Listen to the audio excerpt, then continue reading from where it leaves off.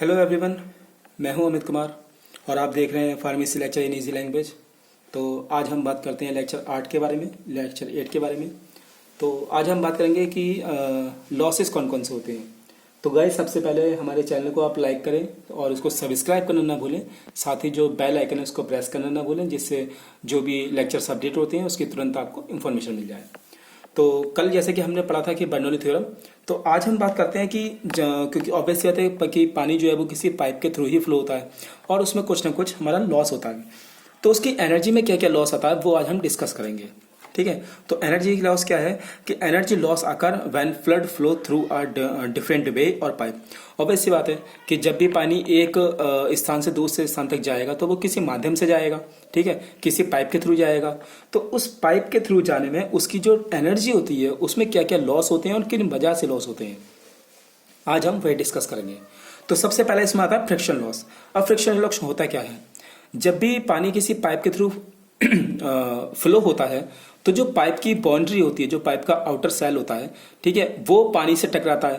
पानी से टकराने के बाद क्या होता है, वहां कहीं एक छोटा सा कहीं ना कहीं फ्रिक्शन क्रिएट होता है, एक घर्षण वहां पे उत्पन्न होता है। तो उस घर्षण को हम कैसे मेजर करेंगे, उस फ्रिक्शन लॉस को हम कैसे मेजर करेंगे, ये हमारे एक साइंटिस्ट हैं हैगन, उन्होंने एक इक्वेशन दी थी। अब उन्होंने क्या इक्वेशन दी थी कि डेल्टा पी यानी कि जो प्रेशर ड्रॉप होगा, जो हमारा उसमें कमी आएगी, वो कितना होगा 32L V mu upon d square. 32L V mu upon d square. अब ये होता क्या है? डेल्टा पी क्या है? Pressure drop due to friction. जाहिर सी बात है, जैसे कि मैंने कल आपको बर्नौली थ्योरम में बताया था कि अगर पाइप का एक इनलेट और एक आउटलेट है तो इसके इस वाले प्रेशर में और इसके इस वाले प्रेशर में कोई ना कोई डिफरेंस तो जरूर आएगा फ्रिक्शन लॉस की वजह से। तो वो फ्रिक्शन लॉस की वजह से प्रेशर कितना आएगा, वो हमारा डेल्टा पी है। एल क्या है? लेंथ ऑफ पाइप, पाइप की लेंथ कितनी है, ठीक है। और वी क्या है? वेलोसिटी ऑफ फ्लड, जो भी उसके अंदर फ्लड फ्लो हो रहा है उसकी वेलोसिटी कितनी है। और म्यू क्या है? विस्कोसिटी। मैंने लेक्चर शायद 6 में ये बताया था कि विस्कोसिटी होता क्या है ना। जो बहने की दर होती है उसकी, उसको कहते हैं विस्कोसिटी। अगर आपने नहीं देखा हो तो लेक्चर 6 देखिए, उसमें मैंने अच्छे से एक्सप्लेन किया है कि विस्कोसिटी क्या होती है, ठीक है। तो विस्कोसिटी अपॉन डी क्या है? डाया ऑफ पाइप, उस पाइप का डायमीटर कितना है। अब इसमें से हम एक चीज निकल के आती है क्या, अगर हम ये देखें इस फॉर्मूले के अकॉर्डिंग, तो एल जो है वो डायरेक्टली प्रोपोर्शनल है डेल्टा पी के, ठीक है। यानी कि पाइप की लेंथ जितनी ज्यादा होगी, फ्रिक्शन जो प्रेशर ड्रॉप है वो उतना ही ज्यादा होगा भाई, क्योंकि एल क्या है, वो डेल्टा पी के समानुपाती है ना, प्रोपोर्शनल है। तो इसका मतलब ये निकल के आता है कि पाइप की लेंथ जितनी ज्यादा होगी, pressure drop due to friction उतना ही ज्यादा होगा, ठीक है। उसी हिसाब से जितनी ज्यादा वेलोसिटी होगी फ्लड की उतना ज्यादा होगा, लेकिन जो हमारा डायमीटर है उसके इनवर्सली प्रोपोर्शनल है, उसके व्यतिक्रमानुपाती है। यानी कि डाया जितना ज्यादा होगा प्रेशर ड्रॉप उतना ही हमारा कम होगा, क्योंकि बड़ा प्रेशर होगा। जब बड़ा प्रेशर होगा तो उसमें से पानी क्या होगा, बड़ा स्मूथली निकलेगा। जबकि छोटा उसमें डायमीटर अगर हमें होता तो जैसे छोटा पाइप देखा ना आपने, जैसे पाइप होता है उसको अगर आप दबा दो तो छोटे पाइप में क्या होता है, उसमें प्रेशर ड्रॉप ज्यादा होगा। तो सिर्फ फॉर्मूला ही नहीं रटना है, बल्कि इसको समझना भी कि इसका प्रेशर डिफरेंस पर क्या फर्क पड़ेगा, ठीक है। अगर अब इसकी वैल्यू कम या ज्यादा होती है तो इसका प्रेशर पर क्या फर्क पड़ेगा, ये एक प्रैक्टिकल नॉलेज है, ठीक है। अच्छा, दूसरे हमारे एक साइंटिस्ट थे फेनिंग, उन्होंने एक इक्वेशन दी कि delta p is equal to 2F mu square l rho into d. दोबारा से देखिएगा, डेल्टा पी बराबर 2F mu square v square l rho upon d. यानी कि उन्होंने यहाँ पे क्या करा, एक एफ और टर्म दे दिया। एफ क्या है? हमारा फ्रिक्शन फैक्टर है। अब ये आपको अगर न्यूमेरिकल आए तो आपको एग्जाम में जरूर देगा कि वो किस, जो फ्रिक्शन फैक्टर है वो मेटल पर डिपेंड करेगा, प्लास्टिक का है, टंगस्टन का है, तांबे का है या लोहे का है, तो उसका हमारे पास फ्रिक्शन फैक्टर दे रखा होगा, ठीक है। तो फ्रिक्शन फैक्टर की वैल्यू कितने से कितने के बीच में होती है? 0.9 से 2.5 के बीच में कोई भी फ्रिक्शन फैक्टर लाई करता है, ठीक है। तो ये हो गया 2F friction factor. V square उसकी वेलोसिटी क्या है, लेंथ उसकी पाइप की लेंथ क्या है, रो, उसकी डेंसिटी क्या है अपॉन डायमीटर। ठीक है, इसमें हमारा ये जो हमारा विस्कोसिटी है, इसमें विस्कोसिटी मैटर नहीं करता। ठीक है, उसमें चाहे कोई सा भी लिक्विड हो, उसकी डेंसिटी फर्क पड़ता है, उसमें उसकी विस्कोसिटी मायने नहीं रखती। ठीक है, नेक्स्ट है हमारा लॉसेस इन फिटिंग।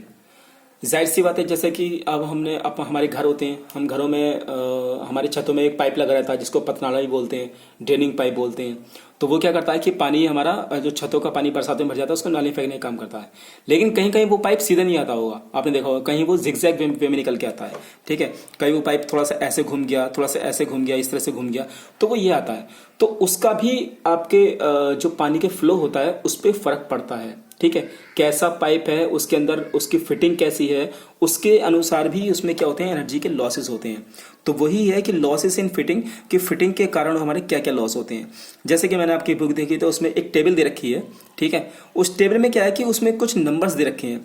अगर ये टी है, टी क्या होती है, जैसे कि आपने देखा होगा कि अगर ये एक पाइप है तो इसमें इस तरह से एक आपका पाइप, एक टी बोलते हैं इसको, वो लग रहता है। वहां पे क्या करते हैं, ये 3 जगह से हम इसमें 3 पाइप जोड़ सकते हैं, यहां से और यहां से। तो इसको टी बोलते हैं, टी शेप में होता है। ठीक है, तो उसमें उसकी जो टी की वैल्यू दे रखी थी वो टेबल के अकॉर्डिंग वो 90 दे रखी थी। अब हम ये बता रहा हूँ कि जो हम लॉस इसमें काउंट कर रहे हैं वो फिटिंग के कारण कैसे काउंट कर रहे हैं। तो जो टी की वैल्यू है वो आपकी 90 दे रखी है, और सपोज हमने माना कि जो इसका डायमीटर है वो 10 सेंटीमीटर है। ठीक है, तो जो हम फ्रिक्शन लॉस कैलकुलेट करेंगे वो जो इसकी वैल्यू है 90 और जो इसका डाया है उसकी मल्टीप्लाई अगर हम कर दें तो ये आ गया 900 सेंटीमीटर, यानी कि 9 मीटर। यानी कि अगर कोई 9 मीटर लंबा पाइप है, कोई 9 लंबा मीटर सीधा पाइप है, उसमें जितना फ्रैक्शन होगा उतना ही फ्रैक्शन इस टी के कारण होगा। ठीक है, जिसका डायमीटर 10 सेंटीमीटर है। क्योंकि ऑब्वियसली बात है, अब टी है, हम इसको वैसे तो कैलकुलेट कर नहीं सकते, तो इन्होंने क्या किया है कि इन्होंने उसको एक सिंपल से पाइप के थ्रू जोड़ दिया कि अगर एक सीधा पाइप है, अगर कोई एक सीधा पाइप है हमारा 9 मीटर लंबा, तो उस 9 मीटर लंबे पाइप में जितना फ्रैक्शन होगा उतना ही फ्रैक्शन इस आपके टी लगाने के कारण होगा। ठीक है, जिसका टी का डायमीटर हमारा 10 सेंटीमीटर है। ठीक है, अच्छा, एक फिर नेक्स्ट हमारा आता है कि जब भी दो पाइप जोड़ते हैं तो उसकी शेप और साइज पे भी फर्क पड़ता है। ठीक है, उसका एनलार्जमेंट हो रहा है या उसका कंट्रैक्शन हो रहा है, वो पाइप कहाँ से मुड़ रहा है, उसका फर्क पड़ता है। तो जो नेक्स्ट है आपका वो होता है एनलार्ज लॉसेस, कि अगर हमारा पाइप है और वो सडनली ये है ना, ये एकदम से बड़ा हो रहा है। ठीक है, जैसे मान लें कि सपोज इसका डायमीटर, जैसे कि हमारे घरों में यूज होता है कि हम कोई 2 इंच या 3 इंच का पाइप को अगर हम 5 या 4 इंच के पाइप से जोड़ दें तो एकदम से हमारा सेक्शन का एरिया क्या हो गया, बढ़ गया। तो अचानक से बढ़ने से हमारे इस पर क्या फर्क पड़ता है, उसके प्रेशर में क्या डिफरेंस आता है, उसकी एनर्जी में कितना लॉसेस होता है। तो वो है कि डेल्टा एच बराबर V1, यानी कि जो छोटे पाइप के अंदर वेलोसिटी जा रही है उतना, माइनस V2 जो बड़े पाइप के अंदर से इसका जो वेलोसिटी निकल रही है। ठीक है, एक सेकेंड। तो यही है कि आपका अगर छोटे पाइप के अंदर से कोई एक फ्लड बह रहा है जिसकी वेलोसिटी V1 है, और एक बड़े पाइप से कोई फ्लड निकल रहा है जिसकी वेलोसिटी V है, तो ये होगा V1 माइनस V2 का होल स्क्वायर अपॉन 2G। ठीक है, एक तरह से काइनेटिक एनर्जी का फॉर्मूला है ये, V स्क्वायर अपॉन 2G। तो यहाँ पे क्या होगा, V1 की वैल्यू ज्यादा होगी, क्योंकि जाहिर सी बात है पाइप छोटा है तो उसके प्रेशर ज्यादा होगा, है ना, और पाइप बड़ा है तो क्या होगा, उसकी वेलोसिटी क्या होगी, थोड़ी कम होगी। तो वही क्या है कि V1 माइनस के V2 का होल स्क्वायर अपॉन 2G।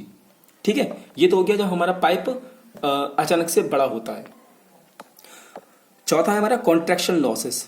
अगर कोई बड़े पाइप को हम सडनली उसके छोटे पाइप से कनेक्ट कर दें सडनली, ठीक है, तो उसमें क्या लॉसेस होंगे। अगर ये हमारा कोई बड़ा पाइप है और उसको हमने छोटे पाइप से ऐड कर दिया तो जो पानी की दीवारें, जो पानी आएगा ना, वो पहले हमारा इससे टकराएगा। ठीक है, इससे टकराने के कारण क्या होगा, वो लॉसेस होगा, है ना, वो लॉस होगा, और जो पानी है कुछ इस तरह से निकलेगा, यहाँ से एक गोल शेप बनाता हुआ निकलेगा। ठीक है, तो इसके कारण उसमें क्या लॉस आएगा, वो लॉस आएगा V2 स्क्वायर अपॉन 2G। ठीक है, V2 स्क्वायर अपॉन 2G, इसकी जो वेलोसिटी होगी लगभग उसके ये बराबर आएगा। ठीक है, इसी तरह से अगर हमारा ये है और यहाँ से अगर कोई पानी फ्लो हो रहा है तो ये इस तरह से जाएगा, यहाँ से ऐसे निकल के, तो ये दीवारों से, ये जो दीवारें हैं ये क्या होगा, यहाँ से टकराएगा, यहाँ से टकराने के कारण इसका एनलार्जमेंट लॉस होगा। ठीक है, अच्छा, इसमें एक चीज गौर करने वाली बात यह है कि अगर आपका कोई पाइप है जो कि एक ग्रूवजली, इसके शेप में और इसके शेप में आप फर्क देखिए, यहाँ क्या है, यहाँ ये सडनली बढ़ रहा है या छोटा हो रहा है, ठीक है। जबकि यहाँ क्या है, ये एक ग्रेजुअली वे में आ रहा है, एक स्मूथ वे में, कि आपका वो पाइप ऐसे गया, यहाँ से ऐसे घूमता घूमता घूमता गया, फिर यहाँ गया। इसमें क्या होगा, पानी अगर जाएगा तो वो टकराएगा नहीं, ठीक है। जैसे यहाँ पर है, यहाँ पे पानी इस तरह से आया और ये इस वॉल से टकरा गया, यहाँ क्या होगा, यहाँ ऐसा नहीं होगा। पानी अगर आया, पानी इस तरह से जाएगा और बड़े ही प्यार से सीधे से निकल के आगे हल्का निकल जाएगा, ठीक है। इसकी दीवारों से भी वो इतना ज्यादा नहीं टकराएगा। ऐसे ही इस वाले एरिया में है कि यहां से अगर पानी आया तो वो उसको धीरे धीरे शेप में लेके आएगा, इस तरह से करके इसकी दीवार से वो टकराने नहीं देगा, इतना लॉस नहीं होने देगा।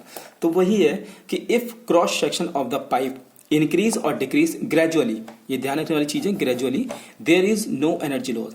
यदि किसी पाइप का एरिया धीरे धीरे बढ़ता है या धीरे धीरे कम होता है तो वहां किसी भी तरह का एनर्जी लॉस नहीं होता, ठीक है। ये एक ध्यान देने वाली चीज है कि अगर किसी एक पाइप है जिसका एरिया सडनली नहीं, आराम से धीरे धीरे बढ़ रहा है या धीरे धीरे घट रहा है, ग्रेजुअली इंक्रीज हो रहा है या ग्रेजुअली डिक्रीज हो रहा है, तो वहां किसी भी तरह का एनर्जी लॉस नहीं होगा, ठीक है गाइस। तो ये आपके एनर्जी लॉसेस थे जो हमने पढ़े, और उम्मीद है आपको लेक्चर पसंद आया होगा।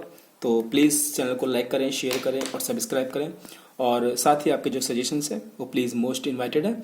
और अब बहुत ही जल्द ये आप लोगों का चैप्टर जो है वो फिनिश होने वाला, आई थिंक 4 या 5 लेक्चर शायद और आएंगे, और उसके बाद ये आपका चैप्टर फिनिश हो जाएगा। So thank you so much guys, bye.